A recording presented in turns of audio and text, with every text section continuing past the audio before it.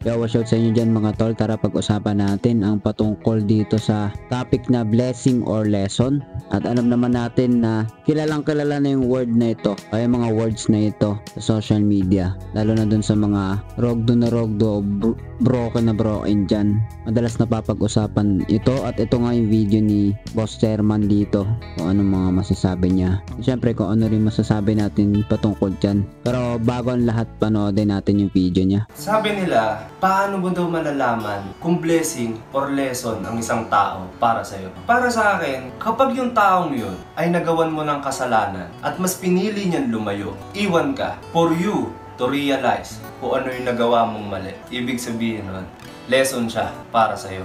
But if that person forgives you, tinanggap ka pa rin niya sa kabila ng lahat ng pagkakamali mo. Nag-stay siya at tinulungan kanyang maitama yung pagkakamali mo. Blessing siya para sa'yo. Sayangin mo. Sayangin mo. Ganda ka eh, no? Gwapo ka, no? Sayangin mo. Alright, so yun na nga yun mga tol, yung video ni Boss Chairman about sa blessing or lesson. At alam ko naman maraming nag-uusap or napapag-usapan din talaga ito ng mga influencer. Pero sa video nga na pinanood natin kay Chairman ay sabi niya, pag yung tao umalis, pinarealize sa'yo yung mali mo. Kumbaga halimbawa nagkamali ka, nagkasala ka dun sa tao at iniwan ka, pinadama sa'yo, pinaunawa sa'yo yung mga mali mo, maaari dapat magbago ka na dun. O yung mga bagay na dapat baguhin mo na ganito ganyan, siguro yun yung minimin niya, matatawag mo yung lesson kasi may natututunan ka, diba? Hindi mo siya iti-take as negative o bagay na dapat mong tignan bilang kabuuan na isang madilim, masalimuot o malungkot na yugto ng buhay, kundi tignan bilang isang lesson. At sabi naman niya sa kabilang banda, kung yung tao naman yun ay napatawad ka, diba, tinanggap ka pa rin sa kabila ng pagkakamali mo. Sa kabila ng pagkakamali mo ay matatawag mo siyang blessing daw. According to Chairman. Pero sa atin, no, mga tol, para sa akin, ang komento natin dito ay naniniwala ako na itong dalawang bagay, iwanan ka man, magstay man yung tao, sino man ang may kasalanan, sino man ang may kakulangan sa inyong dalawa, kung nasa isang relasyon ka, lagi kang may makikitang blessing. Kasi minsan, 'di ba, pag tinono natin yung pananalita natin na lesson, 'di ba?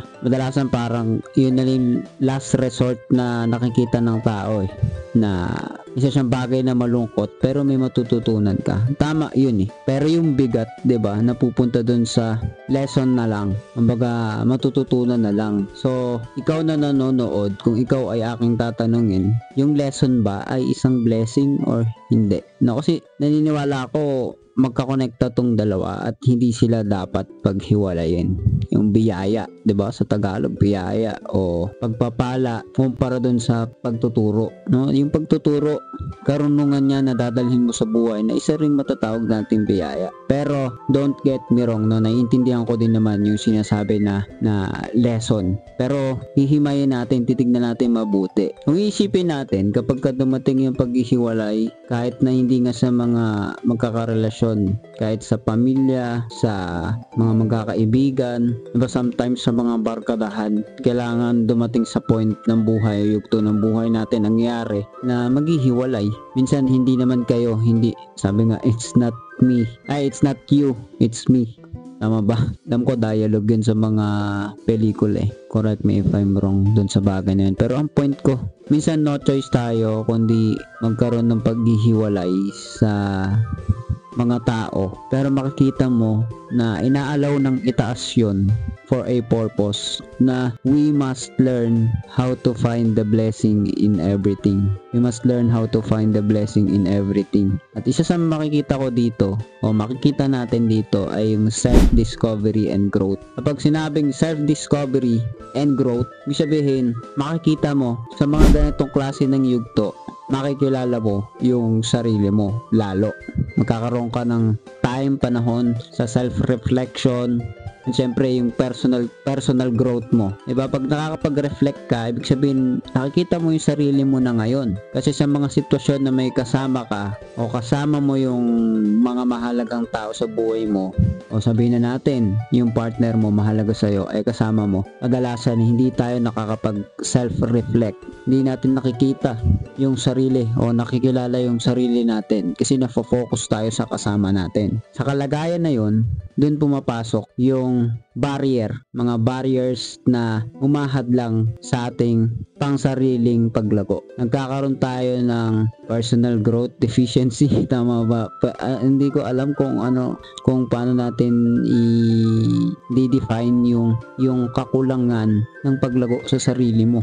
Kailangan magkaroon ka ng opportunity para magkaroon ng self-reflection and personal growth. Makilala mo yung sarili mo, maintindihan mo kung bakit ganito yung galaw ng mga tao sa paligid mo, yung mas malalim ba, no? Nagdadala sa mas malalim na kamalayan para maunawaan mo kung ano ba dapat na baguhin pa. Syempre, una sa lahat sa sarili mo.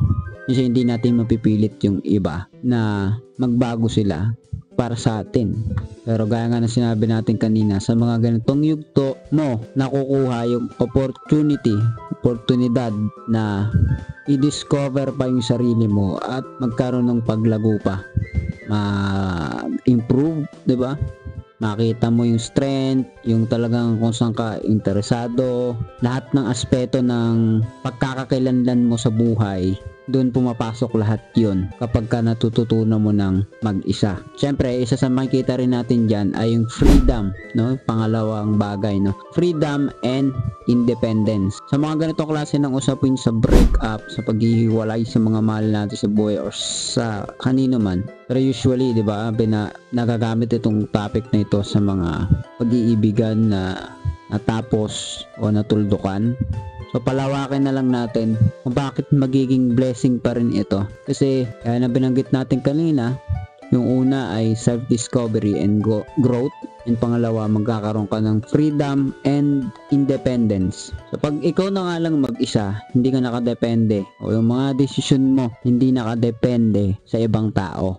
Usually, normally, 'di ba? Kapag may kasama tayo, natural yung ginagawa natin sa buhay ay nakadepende o nagkakaroon tayo ng nako-compromise natin yung own interest natin o yung pansariling interest natin o yung mga bagay na nakikita natin na dapat gawin kung minsan dahil sa kasama natin ay hindi natin nagagawa.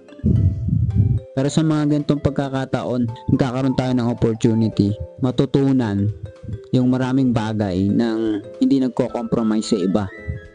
Sa ganitong mga pagkakataon, nakikita natin yung ating mga sariling pangangailangan. Siyempre, isa dun yung personal development natin na hindi tayo nalilimitahan ng kung sino man sa buhay natin. Pangatlo, yung clarity and perspective natin sa buhay. Pag natatapos yung mga ganitong pahina ng istorya ng ating mga buhay, doon pumapasok madalas yung kalinawan ng ating mga pag-iisip, magiging perspektibo natin, perspective natin, doon napakalaki ng tsansa kung hindi natin sasayangin yung pagkakataon na mabago for the better future, para sa better self mo in the future or kahit ngayon, 'di ba? Ay nag-uumpisa doon dahil nandun yung napakaraming oportunidad na makapag-isip tayo, makita natin yung mali, sabi nga sa kabilang banda, yung lesson, makita natin kung ano yung dapat matutunan. Marami tayong dapat patutunan sa buhay at hindi maganda, hindi tayo maganda na mapunta sa yugto ng ganitong buhay na sayangin lamang sa pagkalugmok, kundi gamitin ito sa mas maganda na mas produktibo na aktibidad. Habang nagpapatuloy tayo sa buhay, kahit na tila may nakakalungkot na pahina sa ating mga buhay, ay huwag nating kakalimutan na ito'y blessing dahil dito mababago yung mali nating mga kamalayan, yung mali nating pag-iisip patungkol sa iba't ibang mga bagay, mga goals, mga pangarap, mga objectives mo sa buhay, preference, plans, at iba pa, mas makakapag-desisyon ka ngayon sa buhay mo ng mas malinaw. At yung pang-apat na makikita natin dito ay opportunity for better matches. So dito marami siguro matutuwa na tao kapag ka nandun ka pa sa level ng buhay mo na naghahanap ka pa ng tao, parang dependent ka pa. Makikita mo itong isang pagkakataon para makakalala pa ng iba. Diba kahit anong pilit mo naman kapag ka hindi talaga kayo, hindi kayo. Kaya para saan ang lahat ng lungkot, lumbay na meron ka kung wala rin naman mangyari, kung wala rin naman mababago sa sitwasyon mo. Isipin mo na sa pagkakataon na ito, pwede ka naman makakilala ng iba sa pagtatapos ng mga relasyon sa buhay natin na hindi healthy, hindi fulfilling, hindi nakakatulong sa ating mga pangangailangan, values, o nakakapag-contribute sa mga plano natin sa ating mga buhay, lalo na sa mga long-term plans or goals. Ito yung pagkakataon na makilala mo o magkaroon ka ng opportunity for better matches. And I believe sa buhay natin, kailangan matutunan natin mag-isa, matutunan natin syempre una sa lahat makilala yung Diyos ng higit pa sa pagkakilala natin sa una. Dahil the more na natututunan natin pagmahal sa itaas, maging masaya dahil alam mong may kasama ka pa rin kahit mag-isa ka. The more na nagiging solid, nagiging independent yung mga plano mo, yung mga kaisipan mo, mga decision making mo sa buhay na mas matiwasay, mas nagiging matibay yung pundasyon, makatwiran, tama, at hindi ka magkakamali dahil natutunan mo na una sa lahat na magkaroon ka ng totoo na kasama. Siyempre mahirap talaga kapag ka wala tayong paniniwala sa itaas. Kahit na sino makasama mo, kahit na anong mangyari, ay hindi ka nagkakaroon ng successful life, hindi ka nagkakaroon ng peace. Pero the more na you look at it as an opportunity to find a better partner in life, ay the more na nakikita mo na hindi kaya ng tao mag-isa kung wala yung paniniwala sa Diyos. Dahil lahat ng tao pwedeng mawala, lahat ng tao pwedeng umalis, pero pag natutunan na natin maging tila independent in some way, pero nandun yung dependency mo sa Diyos, ay the more na nagiging mas maayos lahat sa buhay mo, na magkaroon ka man ng kasama, okay na.